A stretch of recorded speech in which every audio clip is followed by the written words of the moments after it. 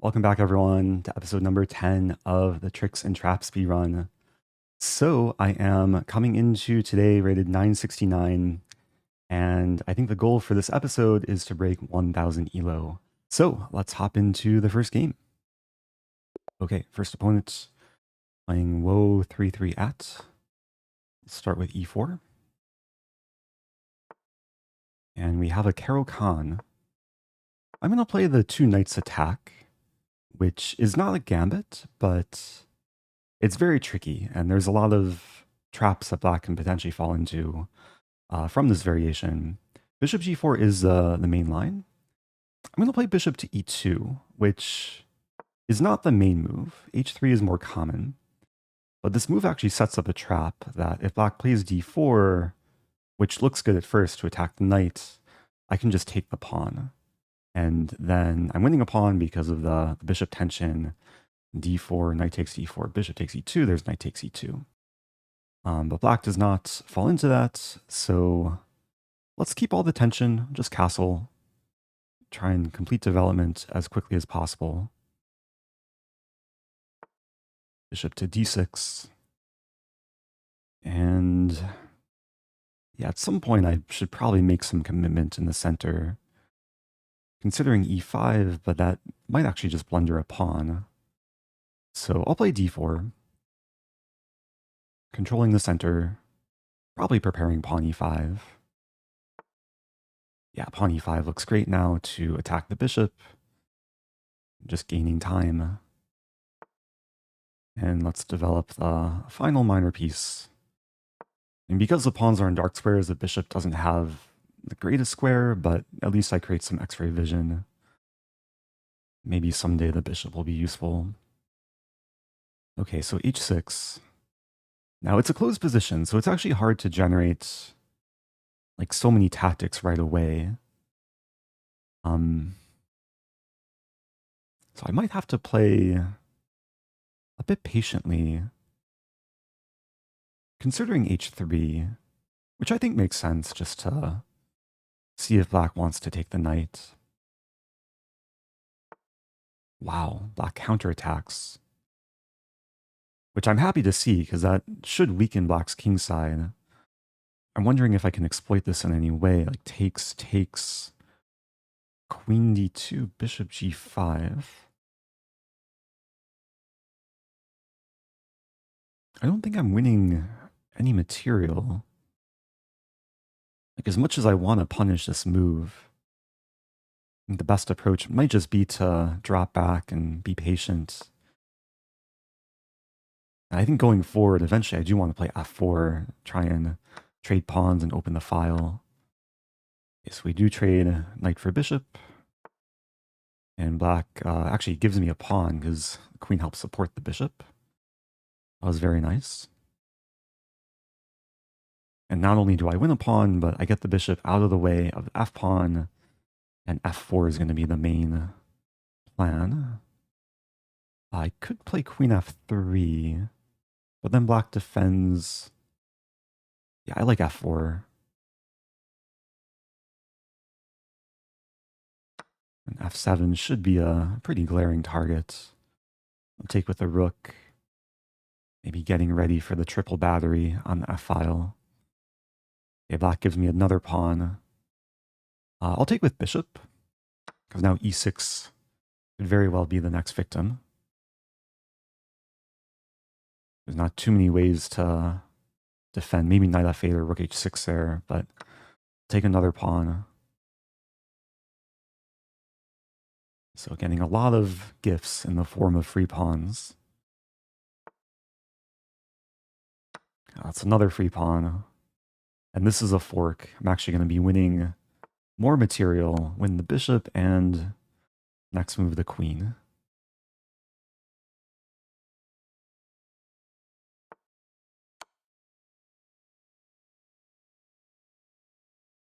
And now at this point, I just want to go for the kill. If black plays on, which, okay, they don't take my knight. Let's keep capturing free material. The knight will come to b5. Okay, the king is taking a small walk. What's the best way to do this? Knight d6. A very nice outpost. And yeah, let's take on c5. Should be mating within a few moves. Queen d5. The rook is coming in. The combination of rook, queen, knight, and bishop should get the job done. Play this. Looks like mate next move. Okay. So nice game. Up to 978. It is true the opening was maybe a little bit slower than I wanted. Just to illustrate this trap, if pawn d4, then white is very happy to take. And even though the knight's not defended, if takes, I would win the bishop, and if takes on e2, I can take with either knight and then be up a pawn. So I think I first saw this opening idea in a Jonathan Schrantz video. Made a whole video about this tricky line in the Caro Kann. H3 is a more standard move, and then theory can continue after bishop h5 or bishop takes f3. So if you want to learn more about this two knights attack, I did make a video showing kind of a lot of the main lines and the tricks and the traps. I'll link it below. So let's move on to the next game. Playing FZ4 CLN.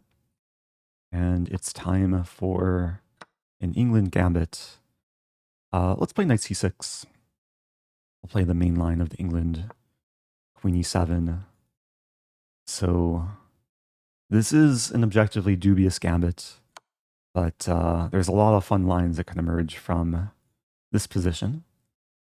This is a triple fork, and white gives me the bishop. I think I had this exact same sequence in an earlier episode where my opponent hung the bishop. And I think in the previous game I had played some queen b4. I'm going to play queen h6 here with the idea that it's probably very natural for white to develop in castle kingside. And I like the queen here because, okay, eventually I was hoping to play d6 and bishop takes d6. But knight c4 helps support the pawn. So let's kick the knight away, pawn b5. The knight has to retreat either to a3 or back to d2. I think I still eventually want to play d6 and attack the pawn, develop the bishop. But if I play d6 too soon, there's bishop takes b5. So I'll play a6. And it's very possible this bishop will develop to b7 now. But let's start with pawn d6.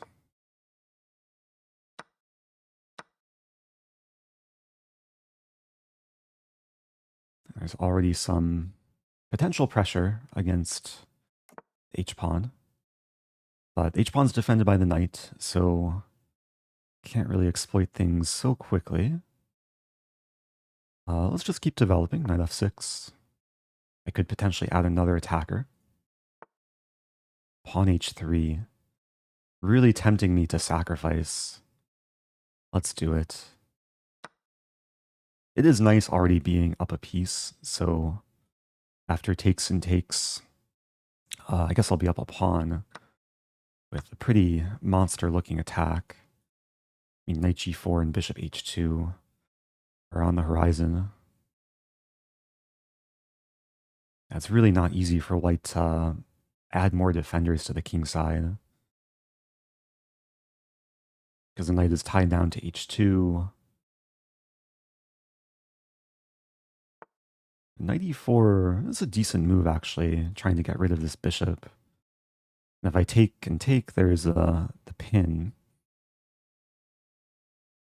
So I think I'm leaning towards this move. Actually, now I'm realizing I can take, and queen g4. Yeah, always look for the forcing moves first. This will win, I guess, win back the piece. Yeah, I almost didn't look further, just seeing the bishop pins, but yeah, simple check. And I'll take the bishop. And now I'm the one who's pinning. The queen is tied down to defending. And I'm threatening knight to e5 with, yeah, with even more attack. Maybe some ideas of g5 and g4. So it's looking really, really good.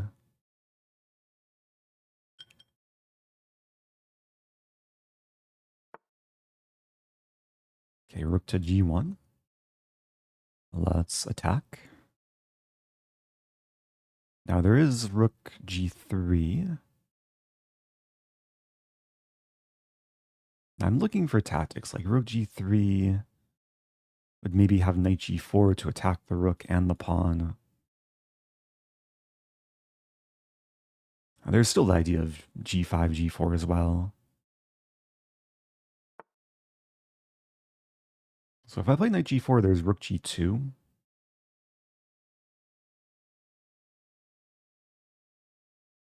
I'm gonna play g5. I guess I'm giving white the chance to play queen d4 and try and trade queens. But okay, here we attack the knight again. We'll be winning another piece.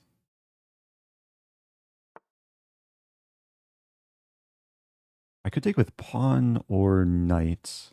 Both look really, really good. I think I'll take with knight. Actually, knight takes, there's rook g4.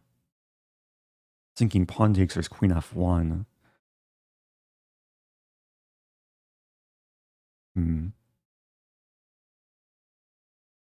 I could also leave the knight here. It might actually be better to play h5 first. But I was thinking if I take with the knight too soon, there's rook g4, and then my queen's attacked, and I don't have like super strong discoveries. So with this move, there's okay, now I can take. This is check. The rook is pinned. Bishop is unleashed.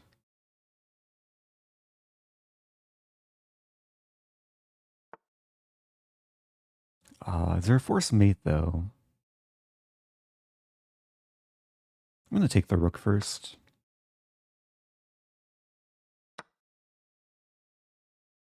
Yeah, I could play knight d4, but then queen g2. So let's open the h file. I could also take the rook, but I think my knight is stronger than the rook in this position. And now check. Now I'm trying to calculate the forced mate. Yeah, let's take with the rook.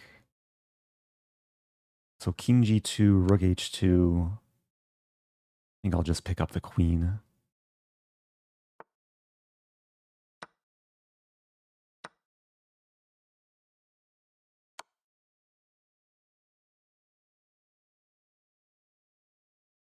And this should be over in a few more moves. Take on g1 next. And that's mate. Okay. Yeah, pretty smooth game. Opponent walked into this this very, very common opening trap. So many players, especially at this rating level, miss the lateral attack on the 4th rank. White should play bishop d2. And another reason for black going into this line is a lot of players will play bishop to c3 here, trying to attack the queen and save the rook. But this is a blunder because bishop b4, queen d2, and then take, and then take, and then checkmate. And there's been tens of thousands, if not hundreds of thousands of games that have walked into this line in online games. So it's a nice opening weapon to know. And okay, up to 987. Let's keep it going. Playing Nebeltam from Tunisia. And I'll play e5. And I could try and go for a Stafford Gambit, but let's go for maybe something I haven't played thus far. Okay, white's playing a 3 knights. There's not too many like good options here for black other than knight f6. So we'll make it a 4 knights. And oh, white plays h3. Okay. This move I'm happy to see, because now I can play a reverse Halloween Gambit. Halloween Gambit is usually what white plays in the 4 knights with knight takes e5 right away instead of h3. But with inclusion of h3, it doesn't really change that much. And the point of this opening, even though I have sacrificed a knight, I do get some nice initiative and center control and space. And okay, white gives back the knight for free. So now I'm actually just up a pawn with still a very good center. The best move probably would have been knight to g1. So going forward from here, some pawn tension. I don't really want to take and allow white to develop. If I play bishop c5, then takes.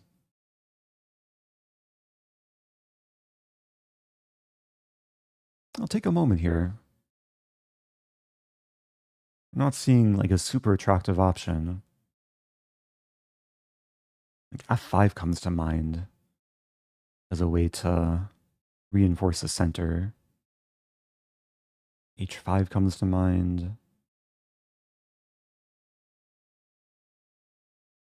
Queen e7. Looking at bishop d6, takes, and then takes.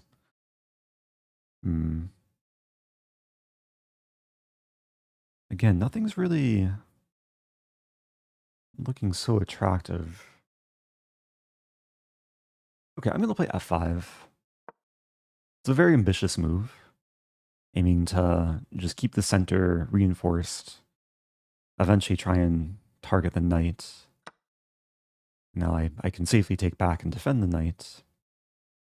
I'm not worried about queen h5 because I have g6. Okay, c3. So this will maybe lead into a queen trade. Unless, is there any way to counterattack? Okay, it looks like we might be trading queens. Which I shouldn't mind. I'm up a pawn. And I still have my nice center pawns. I'm going to take with knights. I think there's more value in maintaining castling rights. Like eventually I do want to castle queenside and then connect the rooks. If I took with king, then the king gets kind of awkward on d8. Also could get checked with bishop g5. Okay, let's start by developing this bishop. Pressure the knight. I would like to play this, but then after takes, the pawn on f5 would be undefended. But now I can happily play this. And then redevelop the knight. And the pawns on light squares combine very nicely with the bishop controlling dark squares. And maybe I'll still try and attack. I mean, it's opposite side castling. I do have some pawn storm potential. And do I want to start with g5? There's another move here. It's probably just the best move, knight c5. Idea of playing knight d3. And yeah, I think this is actually more aggressive than g5 because there'll be actual targets to exploit once the knight gets to d3.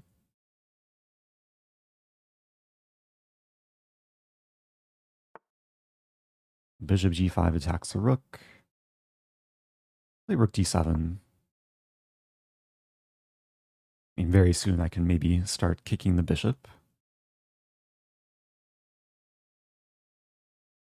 I'll start with knight to d3. No need to kick the bishop right away. There might even be the idea of pawn f4 and then trapping the bishop. I'm also attacking b2 here. I was also going to say there's ideas of bishop c5, which is now probably even more attractive. Exploit the king. Also unleashing the rook. That's looking good. I do want to try and generate more tactics. I could take the pawn right away, but I think I'll start with h6 now. Because if the bishop goes back, let's say to d2, then taking the pawn actually wins more material. Also looking at bishop f4, take, and bishop here. I guess there is g3 in that line. So let's just keep kicking the bishop. Pawn g5. I guess bishop c1 would defend the pawn, but it's a very sad move to play. Even though it might be the best move for white. And we do see it. So maybe I can play pawn e3. And there's also bishop check, king g1. Yeah, I want to win more material, but... And pawn e3 looks nice. The next move I want to play pawn f4.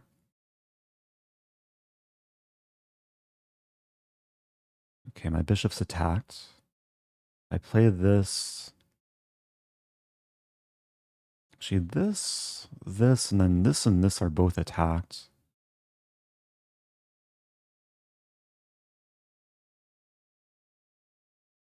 Okay, I'll play bishop b6. Yeah, just keeping everything under control.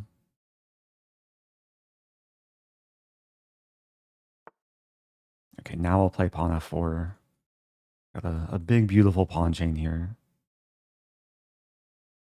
Now, it is true the pawn chain doesn't combine so well with the dark sword bishop. But, yeah, maybe I can keep expanding. Like pawn h5, pawn g4, open the g file. Maybe eventually create some mating ideas.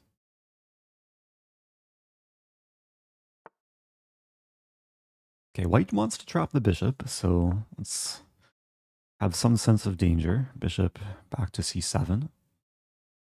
Aligning with the king.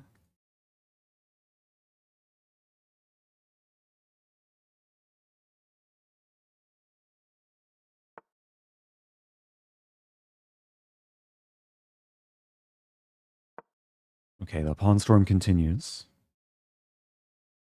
And b5 might be coming. I think b5 is the type of move I can just ignore. We see h4. So this actually gives me an interesting option between taking or pushing. Both moves look great. I'm going to go ahead and push.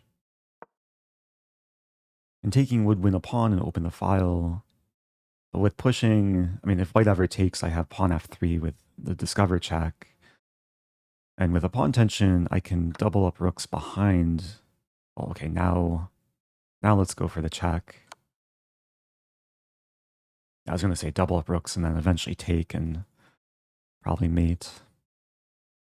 Now white does have knight g3 here to try and stay alive. But then I probably just take and open the h file, target h4. Ooh, king h3 actually gets mated in one. Nice mating pattern with the knight and the bishop controlling g3 and h2. Okay, yeah, another fun game. A fun opening too. This reverse Halloween Gambit. Opponent gifted me back the knight. I should have played knight to g1. I would have developed in the same fashion as the traditional Halloween Gambit, where the bishop comes here, queen comes in, and black gets some very quick initiative, sometimes h5, h4 as well. So this game brings me to 996. Let's do one more and hopefully break 1000. Playing mom model something something. Let's play e4.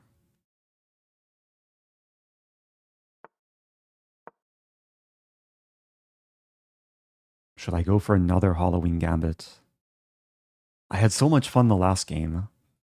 Let's play the more traditional Halloween, except, okay, black is developing the bishop first, which actually allows knight takes e5. think this is actually just one of the best moves. Because after takes, I play d4, and it's a center fork trick. Now, I do have to be careful of mate. I can't take the knight, reminiscent of Moist Critical against XQC. So I'm not sure that I like the variational approach here. No, please don't. And it's too soon. It's too soon, Hikaru. So let's just move back. Obstructing the queen. And now I have the 2 center pawns. I guess this position has some Stafford Gambit vibes. Black sack the e-pawn. Maybe this move coming. But I can attack too. Knight d5. Hitting the queen and the pawn. I'm pretty much forcing queen d8.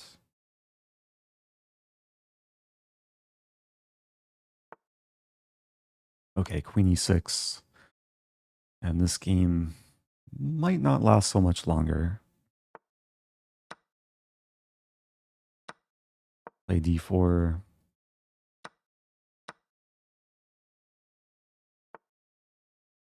Give a check. Yeah, at this point I'm trying to win as quickly as possible.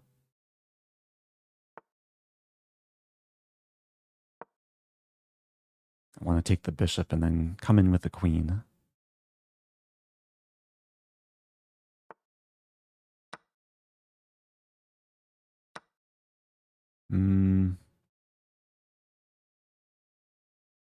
Yeah, I guess my knight has to retreat. I don't really want to retreat, so let's move forward.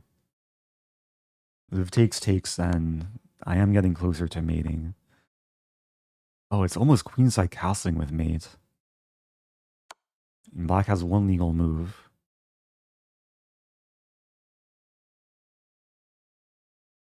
And it'll be made in, yeah, probably a couple more moves.